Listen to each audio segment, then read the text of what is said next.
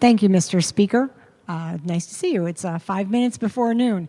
Mr. Speaker, I rise today not to prolong this debate, but to speak as the elected representative of the 119th District. I represent the people that reside in Milford and Orange, and I am here on their behalf. They elected me back in 2018 when I first ran. I ran, and I did run, yes, as a Republican, but I ran for the people in those towns to work for them, to come here, to look at bills. And it's more than just being up here. We are a legislative body, a deliberative assembly with the authority to make rules. But we do also work in our districts, as was alluded to by a previous speaker. We are constantly busy in our towns working on unemployment appeals, whatever the case may be. But we are not doing our due diligence. And the job that I was elected to, the job that I was hired for, and I take great responsibility for that. I'd like to think that I represent my constituents in a professional, courteous, and honest manner, and in a caring manner. The COVID situation, it's been a difficult one. I know a number of people have passed away, as we all do. I had a very good friend whose husband passed away. He did have some underlying issues, but the fact is, it was COVID-related. Mr. Speaker, it's time to move forward. I have a book here of people that have reached out to me. They're ready to move forward because something about the word and continue to say emergency, we're in a state of emergency, creates in my mind and the mind of some of the people of the state of Connecticut urgency of some nature. We need to find a way to move forward.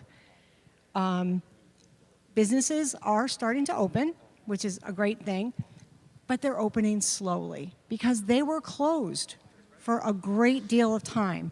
The initial emergency order went into effect, my notes, on March 10th of 2020. Today, we are being asked to issue a sixth executive extension. Really? Is there going to be another one? I can't help but think that when September 20th comes about, we will be here again to extend the executive order again.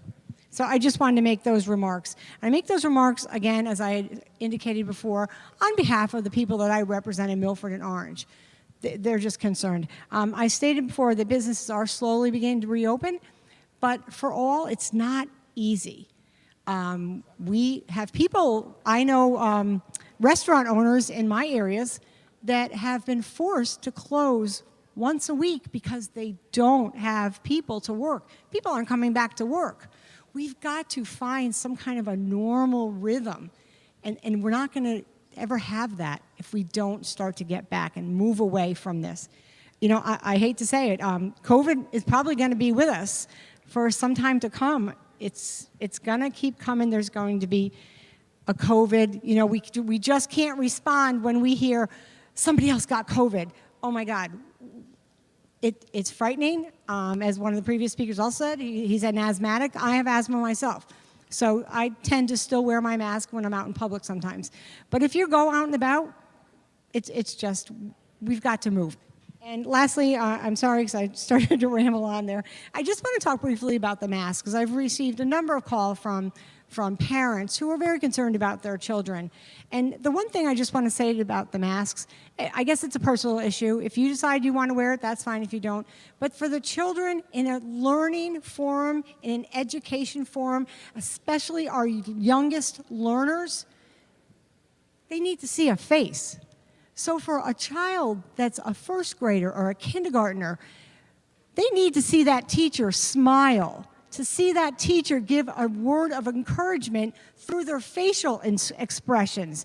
These children in these young grades are not seeing that if they're forced to wear a mask. And sometimes that quiet child that sits in the back of the classroom that maybe isn't raising their hand to answer a question, but they do it by a smile or an eye, but their teacher is not seeing that because they're forced to wear a mask. And lastly, I just want to just point out that because I did speak with the superintendent of schools in the town of Orange, Orange was one of the towns in the state that all of their K through 5 schools were in school during the whole session. Every one of them was in school. There was one classroom of the 4 schools that had an outbreak. And that's it.